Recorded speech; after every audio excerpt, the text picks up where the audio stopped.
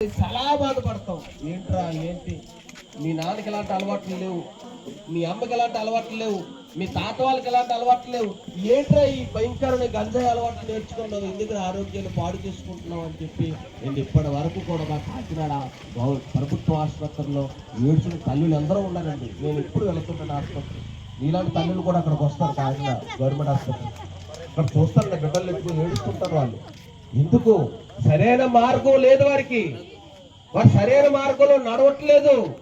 అర్థాంతరంగా భయంకర అలవాట్లు చేసుకొని చచ్చిపోతున్నారండి, చచ్చిపోతున్నారు. వద్దమ్మా, చావు అనేది వస్తుంది, కానీ ఈ చచ్చే లోపు ఒక మంచి మార్గంలో మన బిడ్డలు మనం నడపాలి, మనం కూడా నడవాలి.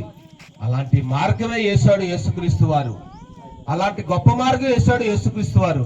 ఇప్పటికైనా సమయం మించిపోలేదు, ఇప్పటికైనా దేవుడు అవకాశం ఇచ్చాడు, ఇప్పటికే పిలుస్తున్నాడు, రండి నా యొద్దకు రండి, మీ పాపం క్షమాపణ ఇస్తాను, మీ పాపములు కడుగుతాను, మీకు నిత్య జీవాన్ని ఇస్తానని పిలుస్తున్నాడు. నేడని సమయం ఉండగా, మన కంఠంలో ఈ ప్రాణం ఉండగా ఆ మహనీయుడైన యేసుక్రీస్తు వారిని మీరు అంగీకరిస్తారని మీరు ఉన్న చోటనే ప్రార్థించి ఆ ప్రభువును పిలిస్తే మిమ్మల్ని ఆదరించడానికి ఎప్పుడు సిద్ధంగా ఉన్నాడు. చక్కగా ఈ మాటలు విన్న మీ అందరికీ కూడా ప్రభు పేరట ప్రత్యేకమైన వందనాలు తెలియజేస్తున్నాను. మన సహోదరులకి సమయాన్ని